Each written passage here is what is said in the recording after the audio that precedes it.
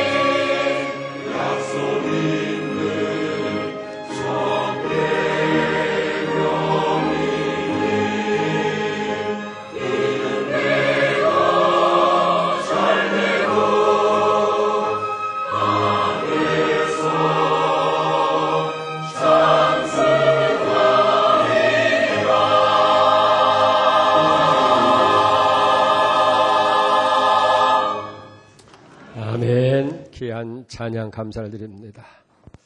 어느 한 어머니가 세 아들을 훌륭하게 잘 키웠습니다. 그리고 이제 연세가 많이 드시니까 자연히 눈이 어두워지고 이제 잘 사물을 불가할 수 없게 됐습니다. 이렇게 어머니의 헌신적인 사랑으로 잘 큰 세 아들이 어느 날 같이 모였어요. 우리 모두가 한번 누가 어머니에게 더 효를 잘했는지 한번 견줘보자. 그렇게 결의를 했대요. 그리고 나서 큰아들은 이 어머니에게 15칸이나 되는 큰 집을 사서 드렸어요. 둘째 아들은 1억이 넘는 우리나라에서 제일 좋은 승용차를 사서 운전수까지 곁들여서 부모님께 드렸어요. 셋째 아들은 15년 동안 아주 정성스럽게 훈련을 시킨, 그래서 성경을 다 암송하는 그런 새를 준비해서 어머님께 드리는 거예요.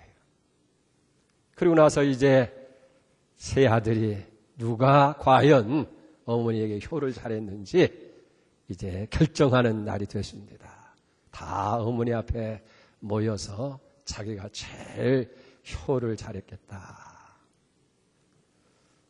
이 큰아들에게 어머니가 얘기합니다. 얘야, 내가 정말 좋은 선물을 줬는데 너무 고맙구나. 그런데 나 받을 수가 없다. 이렇게 나이 늙은 늙은이가 그렇게 큰 집에 무슨 소용이 있냐. 나는 그저 방 한 칸이면 만족한다. 그런 거예요. 그 다음에 둘째 아들에게, 둘째야, 나도 네가 준 선물을 받을 수가 없구나. 내가 이제 늙어서 눈이 어두워서 잘 보이지 못하는데 이제 그 좋은 차를 타고 어디 다니면서 뭘 구경하겠니? 그게 받을 수가 없다. 세 번째 아들에게 얘기합니다. 셋째 아들아, 너는 참 내게 좋은 선물을 주었구나. 네가 보내준 닭 참 맛있게 먹었다. 여러분, 이 예와 얘기가 어떻게 보면 참 부모에게 효하기도 어려운 거예요. 어떻게 해야 부모의 마음을 흡족해 드릴 수 있는가. 또 하나는 크고 비싸고 좋다고 우리 해서 다 좋은 효도하는 선물이 아니라는 거예요. 꼭 부모가 필요한 것을 주어야 되지 않겠느냐, 그런 거예요. 서울에 가면 북한산 기슭에 그 경복궁 옆에 효자동이라고 있습니다. 종로구 효자동. 근데 그 동네가 효장이 된 아름다운 전설이 있다는 겁니다.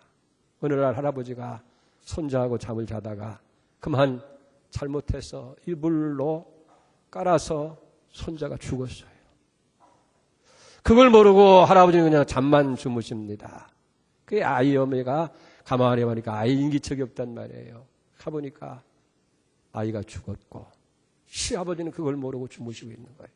얼른 아이를 꺼내다가 그 시체를 안고 이제 나오면서 만약 시아버지가 이걸 알면 얼마나 가슴 아파하고 평생을 고통 중에 살 게 아니겠느냐.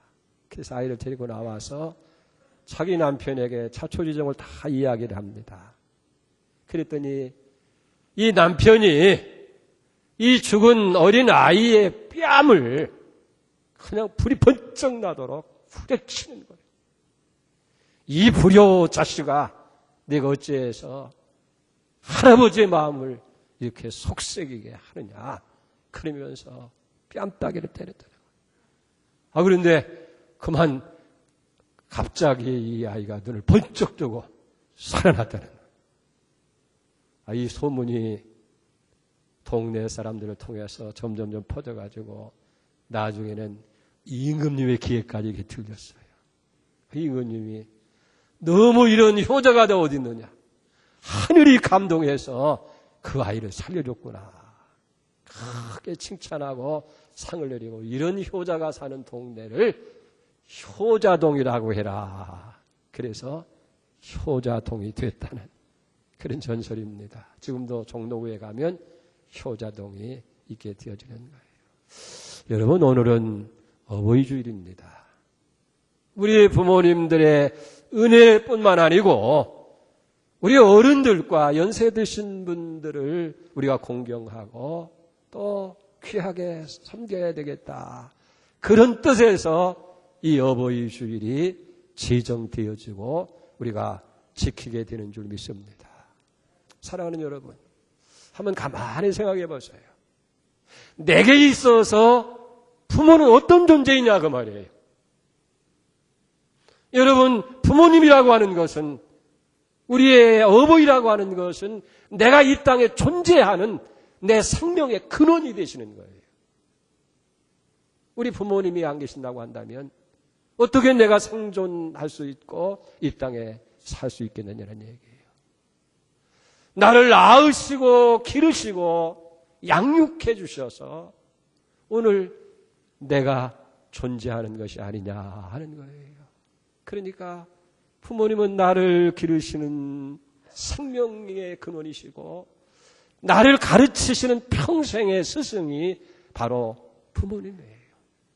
그 부모님을 가만히 생각해 보면 그 은혜가 저 하늘보다도 높고 저 바다보다도 더 깊은 것이 아니냐는 거예요. 그래서 누가 공경하라 뭐라 하지 않았더라도 우리 부모에 대해서 정말 우리가 공경을 하고 부모를 효하는 것이 당연하고 마땅한 것이 아니겠냐는 얘기예요. 여러분, 세상에 아무리 잘나고 아무리 훌륭하고 아무리 뛰어나고 아무리 성공하고 아무리 명예가 있고 지체가 높은 사람이라 할지라도 부모 없이 갑자기 어디 하늘에 뚝 떨어진 사람이 있습니까? 그런 사람 어디 있어요? 다 우리 부모가 우리를 낳으셔서 기르시고 여러분들을 양육해서 여러분들이 있도록 만들어주신 분이 부모가 아니냐는 거예요. 이걸 우리가 깊이 깊이 가슴 속에 간직하고 평생을 살아가면서 보답하는 삶을 살아가야 되어줄 줄로 그렇게 믿습니다. 오늘 여기 본문의 성경 말씀은 우리가 잘 아는 말씀입니다. 우리가 어떻게 부모를 공경하고 어떻게 부모에게 효도할 것인지를 말씀해 주고 있어요. 오늘 본문의 말씀을 보십시다. 자녀들아 주 안에서 너희 부모에게 순종하라. 이것이 옳으니라. 네 아버지와 어머니를 공경하라. 이것은 약속 있는 첫 계명이니 이로써 내가 잘되고 땅에서 장수하리라. 오늘 여기 성경은 우리가 부모를 공경해야 할 이유에 대해서 세 가지로 자세히 말씀해 주고 있습니다. 그 첫 번째 이유는 뭐냐면 부모를 공경하는 것은 자식의 마땅한 도리라고 여기 말씀하시는 거예요. 우리가 마땅히 해야 할 도리이기 때문에 부모를 공경해야 된다는 거예요. 1절을 보세요. 자녀들아 주 안에서 너희 부모에게 순종하라. 이것이 옳으니라. 아무리 시시한 부모라 할지라도 자식에게 있어서 부모라고 하는 것은 하늘 같은 존재라는 거예요. 부모님이 안 계신다고 한다면 앞서도 말했습니다마는 오늘 내 자신의 생명과 존재가 가능할 수 있겠느냐 하는 거예요. 여러분, 부모 없이 태어난 사람 세상에 아무도 없는 거예요. 그렇기 때문에 자녀된 우리는 마땅히 부모에게 공경을 하고 순종을 하고 효를 해야 된다는 얘기예요. 물론 동물의 세계에서도 보면 어미가 새끼를 위해서 가진 희생을 다해서 키웁니다. 심지어는 거미 같은 그런 것들은 새끼를 키우기 위해서 자기를 희생하는 거예요. 자기를 주어서 새끼들이 자라고 크게 하는 거예요. 그래야 동물은 어느 정도까지지 아무리 새끼를 사랑해도 새끼가 이제 성장하게 되어지면 나 몰라라 하고 떨어져 마는 거예요. 그러나 사람은 어떻습니까? 아무리 자식이 훌륭하고 어른이 된다 할지라도 끝까지 자식을 이제 사랑하게 되어지고 자식을 위해서 희생하는 것이 바로 부모의 마음인 줄로 그렇게 믿습니다. 그래서 동서양을 막론하고 사상가들은 효를 인간의 가장 기본 도리라고 그렇게 가르치고 있고, 공자님께서도 효가 100가지 행동의 근본이 되어진다 그렇게 가르쳤어요. 조선시대의 유명한 유학자인 정천은 그런 시를 줍니다. 아버님 날 낳으시고 어머님 날 기르시니 두 분 곧 안 있으면 이 몸이 살았을까? 하늘같이 가없는 은혜 어디에 갚으리요? 사실 부모가 우리가 은혜를 갑자기 그냥 낳는 게 아닙니다. 여러분, 10달 동안 이 아이를 어머니는 뱃속에다가 이를 키워야 되는 거예요. 나도 잘 몰랐는데 그냥 결혼하고 보면 자식들 쑥쑥 나서 이제 자라는 줄 알았는데 우리 아이들 보니까 안 그래요. 네? 이해해가지고 얼마나 산모가 정말 삶의 생활에 제약을 받고 어려움을 받고 그저 조금만 먹으면 이 임신 중독도 오고 합병증도 오고 임신 때문에 당뇨도 오고 그러니까 먹어야 할 거 제대로 먹을 수도 없고 빈혈이 와서 이제 그저 활동도 못하고 누워 있어야 되고 생활에 얼마나 많은 제약을 받는지. 그래서 해산의 고통을 통해서 낳아놓으면 또 그냥 저절로 자라는 것이 아니에요. 좀이라도 병이라도 날라고 한다면 밤을 새워가면서 여러분 진자리 마른 자리 갈아내면서 또 간호해주고 밤을 번쩍번쩍 새면서 자식을 걱정하고 근심하는 거예요. 다 키워서 시집장가 보내놓으면 그것으로 끝나느냐? 또 아니에요. 죽을 때까지 이것들이 제대로 사는지 또 제대로 뭐를 하는지 그저 늘 가슴앓이 하면서 평생을 살아가는 게 여러분. 여러분 부모 없이 이 땅에 태어난 사람이 어디 있겠어요? 이렇게 부모가 나를 키웠는데 내가 조금 살만하고 너무 낫다고 그래서 날 몰아라. 짐승만도 못한 거예요. 그렇기 때문에 부모를 공경하고 부모에게 효도하는 것이 마땅한 자식의 도리라는 거예요. 도리를 지켜요. 부모 공경은 두 번째로 하나님의 명령이기 때문에 우리가 순종해 지켜야 돼요. 2절을 보세요. 내 아버지와 어머니를 공경하라. 이것이 약속 있는 첫 계명이니. 여러분 모세가 시내산에서 하나님으로부터 계명을 받습니다. 10가지 계명을 받을 때에 그냥 받은 것이 아니라 돌에다가 새겨서 하나님께서 주시는 거예요. 그런데 보면 1에서부터 5까지는 첫 번째 돌, 하나님께 관한 계명입니다. 두 번째로 6번째부터 10번째까지 또 5가지 계명은 인간에 관계된 것인데 두 번째 돌비에다가 새기는 거예요. 여기 하나 이해할 수 없는 게 하나 있어요. 제5계명 부모 공경이라고 하는 이 계명은 분명히 인간에 관한 계명인데 어찌해서 첫 번째 돌에다가 새겼을까? 이 균형을 맞추려고? 5개. 아니 한쪽에 4개 하고 인간의 계명이라면 6개 한다고 그래서 균형이 뭐 깨집니까? 그런데 어찌해서 인간의 계명 부모를 공경하라고 하는 것을 하나님과의 관계인 계명인 이 첫 번째 돌비에 새겼느냐? 유대인들은 그렇게 해석을 합니다. 이 부모 공경은 하나님께 간 의무다. 부모는 이 땅에 하나님의 대리자로 하나님께 세웠기 때문에 그건 부모 공경은 하나님을 공경하는 거다. 그러니까 하나님을 공경하는 것처럼 부모를 공경하고 하나님을 섬기는 것처럼 부모를 섬겨야 된다. 여러분 부모 공경은 하나님이 우리에게 명하신 계명이기 때문에 반드시 우리가 지켜야 된다. 세 번째로 부모 공경은 뭐냐면 잘 되는 여러분들이 잘 살 수 있는 비결이라고 성경은 분명히 얘기하는 거예요. 오늘 3절에 보세요. 이로써 내가 잘 되고 땅에서 장수하리라. 성경 여러 곳에 부모 공경이 우리 자녀된 우리가 복받고 잘 사는 비결이라고 얘기하는 거예요. 출애굽기 20장 12절에 보면 내 부모를 공경하라 그리하면 내 하나님 여호와가 내게 준 땅에서 내 생명이 길리라. 또 신명기 5장 16절에 보면 너는 내 하나님 여호와께서 명하신 대로 내 부모를 공경하라 그리하면 내 하나님 여호와가 내게 준 땅에서 내 생명이 길고 복을 누리리라고 그렇게 말씀하고 있습니다. 그러니까 부모 공경은 다른 게 아니에요. 내가 잘 되는 거예요.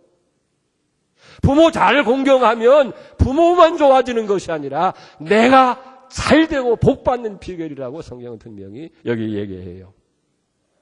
부모 공경하면 어떤 복을 받습니까? 그것도 분명하게 말씀하고 있어요.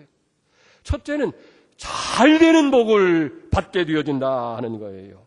모든 일이 잘 되고 성공적인 삶을 사는 그런 복이 임하는 거예요. 다른 데 가서 복을 찾을 것이 아니라 부모만 잘 섬기면 잘 된다는 거예요. 성공한다는 거예요. 형통한 삶이 되어진다는 거예요. 성경에도 보면 부모를 잘 섬겨서 크게 복받은 사람이 있어요. 누구냐 하면 이삭이에요. 이삭은 우리 믿음의 조상이잖아요. 조상 가운데에서 아브라함, 이삭, 야곱. 그런데 이삭은 가만히 보면 다른 아브라함이나 야곱에 비해서 좀 부족한 것 같아요. 재능도 그렇고 지혜도 그렇고 그런데 이상하게 이삭은 아브라함보다도 이삭보다도 더 잘 됐어요. 더 편안했어요. 그에게는 무슨 굴곡이나 형편 어려움이 없이 참 편안한 삶이 주어진 거예요. 어떻게 이삭이 이렇게 복받았을까? 이유는 성경에서 찾습니다. 창세기 22장에 보면 이삭은 자기의 생명을 걸고 아버지에게 순종하는 거예요. 이삭을 모리아 산에서 번제물로 바치게 되어질 때 아버지는 100세가 넘은 노인입니다. 이삭은 건장한 청년이에요.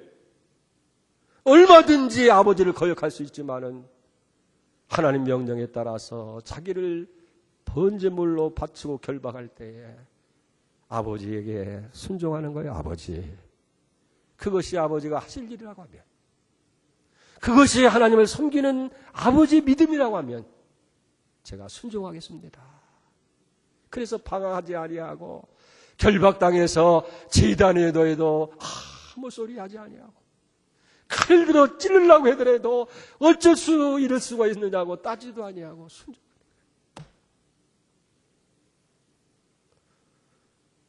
아버지 아브라함에게 순종하는 이 이삭을 하나님께서 축복하셔서 그 앞에 대적이 없게 합니다. 가서 땅을 파면 우물이 생기고 원수가 와서 막으면 또 옮겨서 파면 파고 또 점점 더 풍성해지고 넘치는 그런 복이. 그래서 나중에는 원수가 와서 너는 하나님이 함께하는 자다. 너는 하나님께 복받은 자다. 나와 화친을 하자. 할렐루야. 여러분 잘 되기를 바랍니까? 부모에게 효를 하세요. 공경하세요. 그러면 땅에서 잘 되는 복을 받게 되어진다 하는 거예요. 두 번째는 장수한다. 장수가 뭐예요? 한문으로 하면 긴 장자, 목숨 숫자. 오래 산다는 얘기예요. 네. 지금은 100세가 넘으니까 어제도 어느 장례식당 갔더니 98세라고 그래. 98세. 아주 지겹죠. 지겨운 기도예요. 근데 그냥 오래만 사는 거 성경은 복이라고 하지 않아요. 오래 살면서 하나님께서 주시는 갖가지 분복을 누리면서 참 행복하고 만족하게 사는 것, 그게 장수의 복인 줄로 믿습니다. 이 자신만 그렇게 복받는 것이 아니라 자손 대대로 그 복을 받을 수 있도록 하나님께서 복을 주신다고 말이에요. 그래서 하나님은 의인을 보존하시고 그리고 효도하는 자녀로 하여금 장수하도록 복을 누리게 축복하신다. 그런 얘기예요. 자, 그렇다고 한다면 어떻게 우리가 부모를 공경해야 되겠느냐? 여러분, 두 가지예요. 이 공경이라고 하는 데는 공양과 양지로 나눌 수 있어요. 이 공양한다고 하는 말은 우리 육신의 부모님들을 좀 편안하게, 좀 삶이 편안하게 모시는 것을 공양이라 그렇게 합니다. 적어도 의식주 문제만은 염려하고 걱정하지 않도록 그렇게 우리 부모님들을 공양을 해야 되어줄 줄로 믿습니다. 우리 옛날에도 보면 그래요. 참 먹기가 어려울 때도 어디서 이웃에서 좋은 음식이 생긴다든지 이렇게 되어지면 어른들이 잡수시기 전에 절대 손을 못 대겠어요. 아무리 아이들이 볼을 차더라도 절대로 어른이 먹은 다음에 아이들이 먹을 수 있도록 이렇게 다 그렇게 했어요. 그게 기다리는 거예요. 예? 그렇게 공양을 해드렸어요. 근데 오늘은 경제적으로 상당히 좋아졌죠. 살만해지는 거예요. 근데 사실 어떻게 됩니까? 정말 우리 부모님들이 의식주 걱정하지 않도록 잘 이를 공양합니까? 그렇지 않아요. 오늘 또 인터넷 보니까 애 어른 돌보느라고 늙은이들이 등골이 쉰다고 그랬어요. 등골이. 예? 여러분, 자식들을 이렇게 오히려 자식들을 공양한다는 거예요. 이게 신조어가 생겼습니다. 니트족이라고 그래요. 니트족. 니트족은 뭐냐면요, 일을 하지도 아니하고 그렇다고 그래서 일을 하기도 싫어하는 젊은이들을 가리켜서 니트족이라. 직업도 안 가져요. 그렇다고 그래서 직업을 가지려고 열심히 노력하고 애쓰는 그런 의지도 없는 그런. 근데 놀랍게도 청년들 가운데서요 19.2%가 니트족이라는 거예요. 이 기가 막힌 거 아닙니까? 캥거루족이에요. 캥거루족. 캥거루족은 뭐냐면 부모한테 평생 얹혀 사는 존재를 가리켜서 캥거루. 캥거루가 어디 갈 때 새끼를 꼭 자기 암에다가 안고 다니잖아요. 이 캥거루족이 있고. 요즘은 또 스크럼족이 생겼대요. 스크럼족. 이제 시집가고 이렇게 분가해 보내면 아이고 집 얻기도 어렵고 전세도 올라가고 그러니까 같이 살아요. 경제적으로 하면 좋겠어요. 어린 아이들까지 다 데리고 와서 다 아이들까지 다 맡긴다는 거예요. 이걸 크림족이라는 거예요. 공양은 고사하고 평생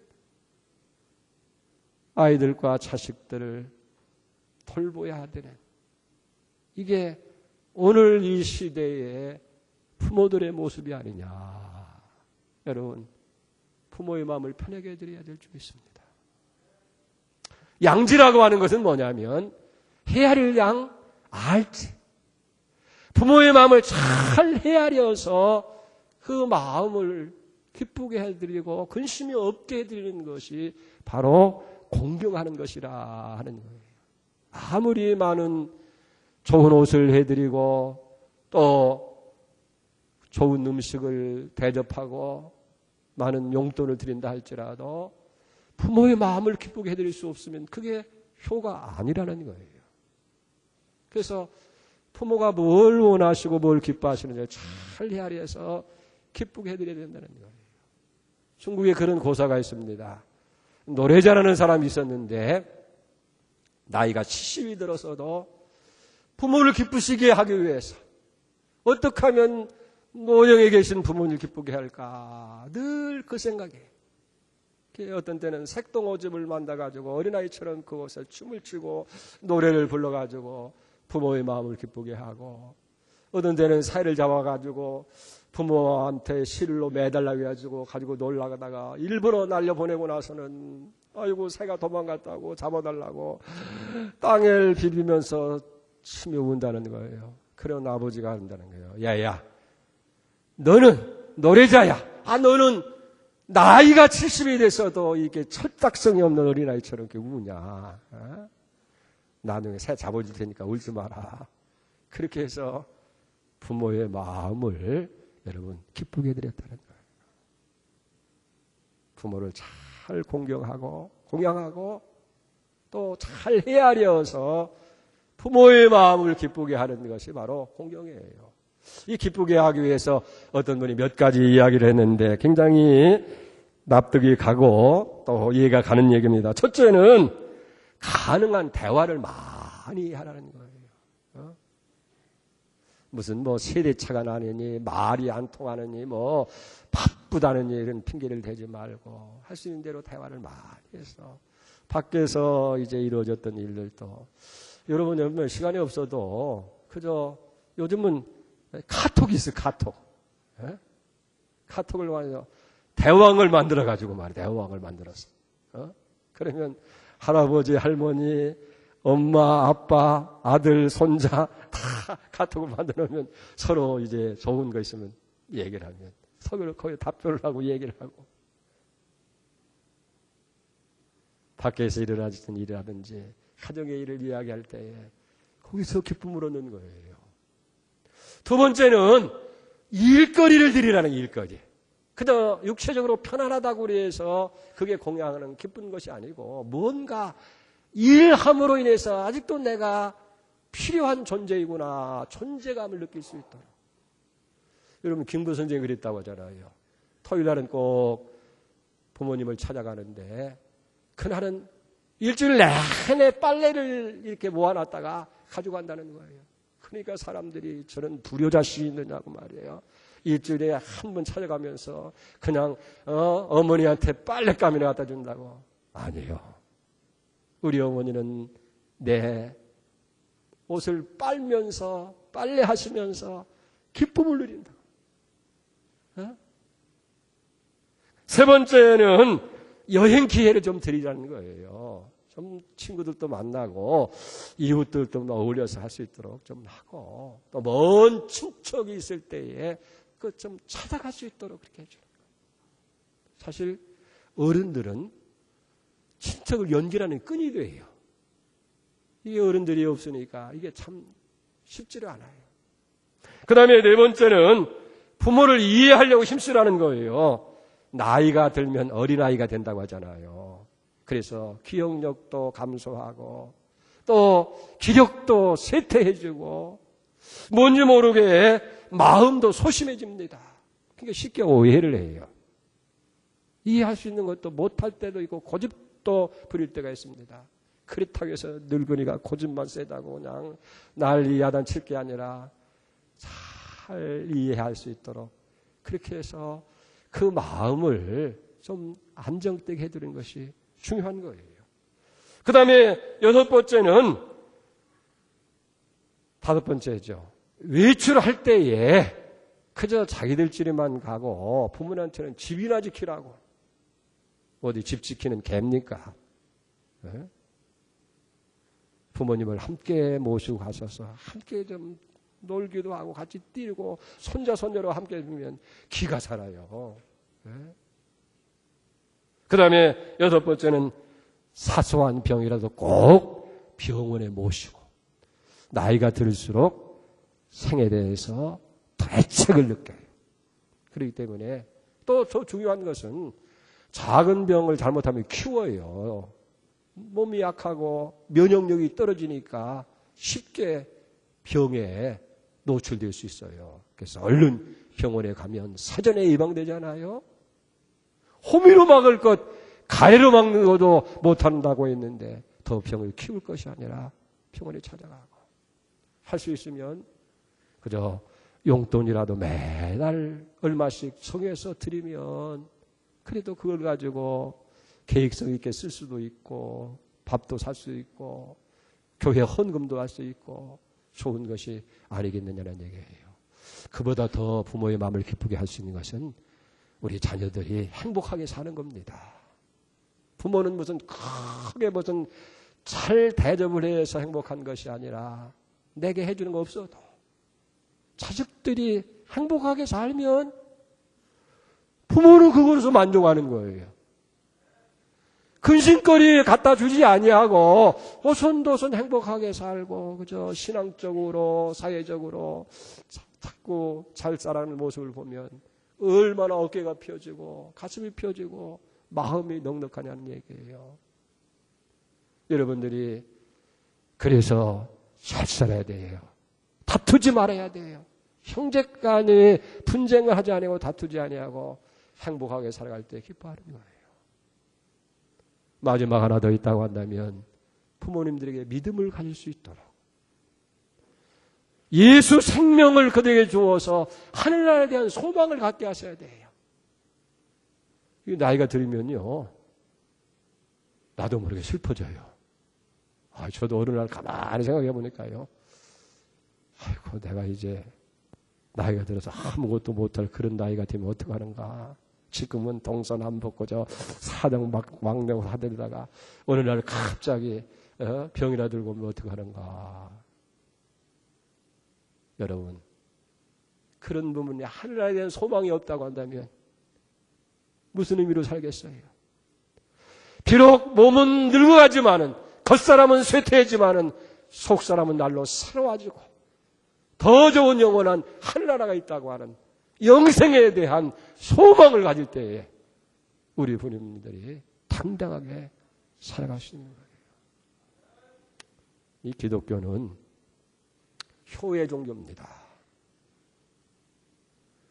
하나님을 공경한다고 하며 섬긴다고 하면서 살아있는 부모에게 불효한다고 한다면 그건 그리스도인이 아니에요. 참 믿음이 아니라는 거예요. 오늘 어버이 주일이 되기 때문에만이 아니라 부모를 공경하는 것은 도리입니다. 부모 없이 어떻게 내가 생겼어요? 하나님의 명령이 이게 잘 되는, 잘 살 수 있는 축복의 비밀이라는 거예요. 그렇기 때문에 우리는 그저 최선을 다해서 부모를 공경하고 여러분들이 부모의 마음을 기쁘게 해드려야 될 줄 믿습니다. 오늘 말씀을 다시 한번 읽습니다. 자녀들아, 주 안에서 너희 부모에게 순종하라. 이것이 옳으니라. 네 아버지와 어머니를 공경하라. 이것이 약속 있는 첫 계명이니 이로써 내가 잘되고 땅에서 장수하리라. 아멘. 기도하겠습니다. 하나님 아버지, 내 부모에게 순종하라. 이것이 옳은 도리라. 내 어머니와 아버지를 공경하라. 이것이 약속 있는 첫 계명이고 네가 땅에서 잘 되고 장수하는 비결이라고 오늘 성경에서 분명히 말씀합니다. 부모 없이 어떻게 내가 존재할 수 있었습니까? 주여, 부모에게 공경을 하는 건 마땅한 도리입니다. 하나님 명령입니다. 살되는 비결입니다.